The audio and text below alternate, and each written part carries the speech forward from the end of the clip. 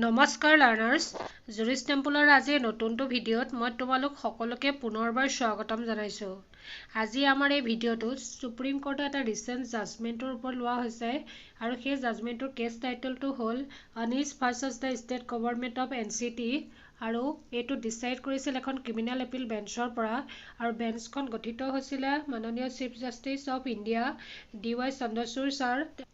আৰু তেওঁৰ লগত আছিল জাষ্টিছ JB পাৰ্দিৱালা আৰু মনোজ মিশ্ৰা ছাৰ। তেওঁলোকে ইণ্ডিয়ান এভিডেন্স এক্টৰ ছেকশ্যন 106ৰ ওপৰত এটা প্ৰিন্সিপল লেট ডাউন কৰিছে আৰু সেই প্ৰিন্সিপলটো হৈছে যে এভিডেন্স এক্টৰ section 106 can not be applied until prosecution establish a prima facie cash.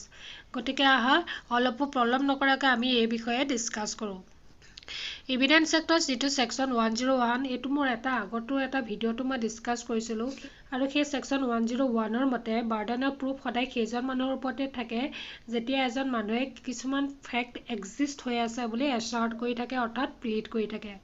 আৰু যিজন মানুহে সেই ফেক্টবিলাক হৈ আছে বুলি কয় প্ৰথম অৱস্থাত তেওঁই সেই ফেক্টবিলাক প্ৰুভ কৰিব লাগে আৰু যিটো কেতিয়াও শ্বিফ্ট নহয় আৰু ক্ৰিমিনেল কেছত সদায় যিটো বাৰ্ডেন অফ প্ৰুফ সদায় প্ৰচিকিউশ্যনৰ ওপৰত থাকে কাৰণ ক্ৰিমিনেল লৰ এটা প্ৰিন্সিপল হ'ল এজন একিউজক তেতিয়ালৈকে গিল্টি বুলি ভবা নহয় যেতিয়ালৈকে তেওঁৰ গিল্টখিনি প্ৰুভ কৰা নহয়। গতিকে প্ৰচিকিউশ্যনৰ ওপৰতে সেই বাৰ্ডেনটো থাকে তেওঁৰ সেই একিউজনৰ গিল্টখিনি প্ৰুভ কৰাৰ কাৰণে আৰু তাৰ লগতে ছেকশ্যন 106ৰ এভিডেন্স এক্টত এইটো এটা প্ৰিন্সিপল আছে যে যদি কিছুমানে কাৰোবাৰ যদি স্পেচিয়েল নলেজত আছে অৰ্থাৎ এজন মানুহে কিছুমান এটা ঘটনাৰ সাপেক্ষে যদি ফেক্টখিনি জানে গতিকে সেই ফেক্টখিনি যদি তেওঁৰ নলেজত আছে তেতিয়াহ'লে সেই ফেক্টখিনি প্ৰুভ কৰা দায়িত্বটো সদায় সেইজন মানুহৰ ওপৰতে থাকে। গতিকে এই ক্ষেত্ৰত ছেকশ্যন 106টো ছেকশ্যন 101ৰ কাৰণে এটা এক্সেপশ্যন হয়।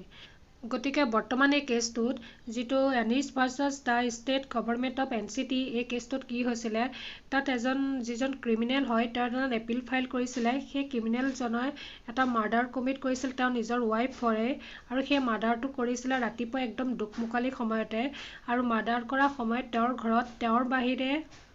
আৰু তেওঁৰ যিজনী মৃত ৱাইফ আৰু তেওঁৰ এগৰাকী 5 বছৰীয়া ছোৱালী আছিলে। গতিকে প্ৰচিকিউশ্যনে এই কেছটোত ছেকশ্যন 106টোত ডাইৰেক্ট এপ্লাই কৰিবলৈ বিচাৰিছিল অৰ্থাৎ সেই একিউজজনকে গোটেই ঘটনাটো এক্সপ্লেনেশ্যন দিবলৈ কৈছিলে কিন্তু এই ক্ষেত্ৰত সুপ্ৰিম কোৰ্টৰ ফালৰ পৰা অবজেকশ্যন ফাইল কৰা হ'ল যে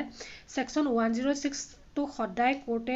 with due care and caution apply কৰিব লাগে। ছেকশ্যন 106 সেইকাৰণেহে বনোৱা হৈছে কিছুমান এক্সেপশ্যনেল চাৰ্কামষ্টেঞ্চৰ কাৰণে অৰ্থাৎ যিবিলাক চাৰ্কামষ্টেঞ্চত যেতিয়া প্ৰুফবিলাক সম্পূৰ্ণৰূপে একিউজৰ ওপৰত থাকে আৰু সেইবিলাক যদি প্ৰচিকিউশ্যনৰ পৰা এভিডেন্সৰ সহায়ত যদি প্ৰুভ কৰিব পৰা নাযায় তেতিয়াহে ছেকশ্যন 106 এপ্লাই কৰিব লাগে অৰ্থাৎ ছেকশ্যন 106 থকাৰ কাৰণে যে প্ৰচিকিউশ্যনে একো প্ৰুভ কৰিব নালাগে সেইটো কথা নহয়। গতিকে এই ছেকশ্যন 106 এটা চাৰ্কামষ্টেঞ্চৰ সাপেক্ষে তেতিয়ালৈকে ছাপোৰ্ট কৰিব নোৱাৰি যেতিয়ালৈকে প্ৰচিকিউশ্যনে নিজৰ পৰা যিটো বাৰ্ডেন অফ প্ৰুফ যেতিয়ালৈকে ডিscharge নকৰে অৰ্থাৎ তেওঁ বাৰ্ডেন অফ প্ৰুফ তেতিয়াহে ডিscharge কৰিব পাৰিব যেতিয়া সেই একিউজজনৰ সাপেক্ষে সেই অফেন্সটো এষ্টাব্লিছ কৰিব এভিডেন্সৰ সহায়ত অৰ্থাৎ তেওঁ এটা Prima facie cash already establish কৰিহে তেওঁ সেই নিজৰ বাৰ্ডেন অফ প্ৰুফটো ডিscharge কৰিব পাৰিব আৰু তেতিয়াই সেই অনাৰ্ছটো একিউজজনলৈ শ্বিফ্ট হ'ব। গতিকে এই চিটুৱেশ্যনত যেতিয়া এজন প্ৰচিকিউশ্যনে এজন একিউজজনৰ সাপেক্ষে এভিডেন্সৰ সহায়ত যদি কিছুমান ফেক্ট এষ্টাব্লিছ কৰে আৰু সেই ফেক্টবিলাকৰ সাপেক্ষে একিউজজনে যদি এটা প্ৰপাৰ এক্সপ্লেনেশ্যন দিব পাৰে ৰিজনেবলি আৰু সেই চাৰ্কামষ্টেঞ্চটোৰ সাপেক্ষে তেওঁ যদি সেই এক্সপ্লেনেশ্যনবিলাক সঁচা প্ৰমাণিত হয় তেতিয়া একিউজজনে সদায় বেনিফিট অফ ৰিজনেবল ডাউটৰ সুবিধা পায় আৰু যেতিয়াই তেওঁ সেই প্ৰচিকিউশ্যনৰ এষ্টাব্লিছ ফেক্টবিলাকৰ এগেইনষ্টত যদি এক্সপ্লেনেশ্যন দিব নোৱাৰে তেতিয়া সেই কেছটো তেওঁৰ এগেইনষ্টতে এষ্টাব্লিছ হ'ব। আৰু শেষত এই যিটো criminal appeal Anis versus state of NCT এই কেছটো ক্ৰিমিনেল এপিলখন ডিছমিছ কৰা হৈছিলে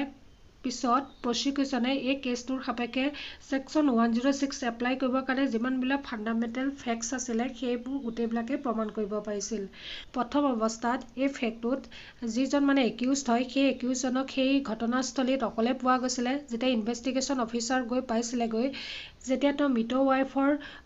যিটো মৃত দেহটো তেজৰে লুটি পুতিৰি হৈ আছিলে তেওঁৰ কাষতে তেওঁ সেই একিউজজনক পোৱা গৈছিলে তাৰোপৰি সেই একিউজ পাৰ্চনজনৰ চাৰ্টত যিবিলাক তেজৰ দাগ ফেকবিলাক লাগি আছিলে তো সেইবিলাক পৰীক্ষা কৰি পেলাই যিজন মৃত ৱাইফ আছিলে মৃত ৱাইফৰ লগত তেজৰ ব্লাড গ্ৰুপটো ছেইম পাইছিলে তাৰ পাছত সেই ঘটনাস্থলীত এখন চুৰি উদ্ধাৰ কৰা হৈছিলে যিখনে তেওঁৰ নিজৰ ৱাইফৰ হত্যা কৰিছিল সেই চুৰিখন এটা ড্ৰেইনৰ ওচৰত পোৱা গৈছিলে যিটো নেকি তেওঁ ঘটনাস্থলীৰ পৰা বেছি দূৰো নাছিলে আৰু এই ফেক্টবিলাক ছেকশ্যন 8ৰ আণ্ডাৰত এডমিছিবল ফেক্ট আছিল আৰু তাৰোপৰি 21 চনৰ পৰা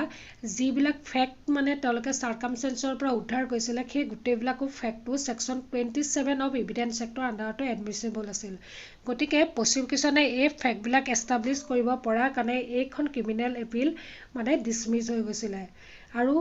এই পেৰাগ্ৰাফটোত মই সেই জাজমেণ্টটোৰ পৰা কিছুমান লাইন মই কপি কৰি দিছোঁ আৰু এইবিলাক তোমালোকে যদি বিচৰা পঢ়ি চাব পাৰা গতিকে আজিৰ মানে ভিডিঅ'টো এই কেছ লটোৰ ওপৰতে আছিলে গতিকে এইটো এটা ৰিচেণ্ট জাজমেণ্ট আছিলে সুপ্ৰিম কোৰ্টত মই আশা ৰাখিছোঁ যেতিয়া তোমালোকে পৰীক্ষা কুৱেশ্যন পেপাৰবোৰ লিখিবা এই জাজমেণ্টবিলাক মেনশ্যন কৰিব পাৰিবা গতিকে লাৰ্ণাৰ্ছ এইখিনিতে মই আৰু এটা কথা ক'ব বিচাৰিম উপৰোক্ত যিখিনি লিগেল আপডেট হয় এইখিনি সুপ্ৰিম কোৰ্টৰ ভেলিড চ'ৰ্চৰ পৰা লোৱা হৈছে ইয়াতে যদি ক'ৰবাত তোমালোকৰ মিষ্টেক হোৱা যেন পোৱা তেন্তে হিউমেন ইৰৰ বুলি ভাবি তোমালোকে কমেণ্টত সেইখিনি শুধৰাই পেলাই পিন কৰি দিবা তোমালোকৰ পৰা সদায় পজিটিভ কমেণ্ট বা পজিটিভ চলিউশ্যন সদায় ৱেলকাম কৰা হ'ব গতিকে আজিৰ এই ভিডিঅ'টো মই ইয়াতে সামৰণি মাৰিছোঁ যোৱাৰ আগতে তোমালোকক পুনৰ ৰিকুৱেষ্ট কৰিম তোমালোকে জুৰিছ টেম্পলৰ ভিডিঅ'বোৰ লাইক কৰিবা শ্বেয়াৰ কৰিবা আৰু জুৰিছ টেম্পলৰ যিটো বেল আইকন হয় তাত ক্লিক কৰি দিবা এনেকুৱা ধৰণৰ ভিডিঅ'ৰ নটিফিকেশ্যনবিলাক যাতে তোমালোকে সময়ে সময়ে পাই থাকা গতিকে আজি এই ভিডিঅ'টো মই ইয়াতে সমাপ্ত কৰিছোঁ নমস্কাৰ